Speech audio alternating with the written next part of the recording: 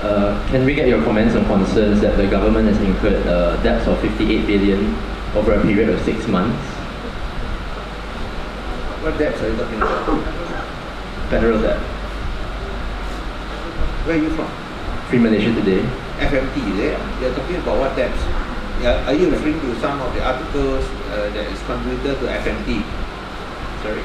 Are you referring to some of the... Yeah, correct. No, I just like to state that we are very open and transparent, and that is why we reveal the true extent of our debts. Not just direct debts, but also contingent liabilities and government guarantees.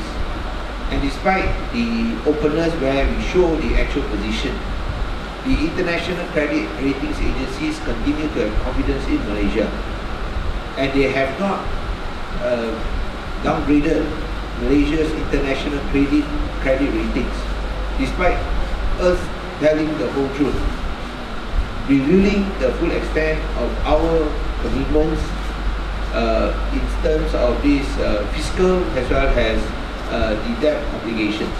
I think you must realize that the previous government they hide the fact that they were now actually repaying the 1MDB loan. You all did not know before that. Until the new government took over, then only you knew that the government was actually paying many of these 1MDB debts. Any increase in debt is due to existing commitments for development expenditure. I know there are a lot of development expenditure that were committed by the previous government. We are continuing them.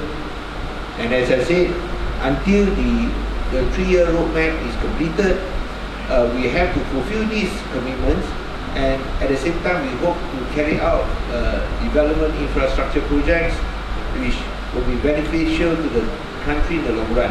And I think that would be possible, when our 3-year roadmap to put Malaysia back on track. So what additional debts incurred, I think which is in reference to your question, is to carry out existing commitments that were already made previously. And bear in mind that we are still paying 1MDB debts.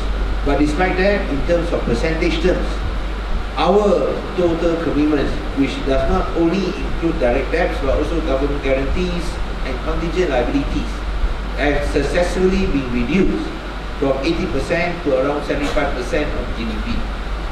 And finally, as I mentioned, that despite our open approach to review the true extent of what we owe, what we have committed, and what our guarantees, the international credit ratings agencies, the foreign investors have full confidence.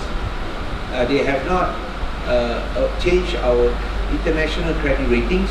We continue to enjoy A3 or A- ratings from these international credit ratings agencies, and I think our economic performance so far has shown that not only have we exceeded market expectations, but their foreign investments continue to come in.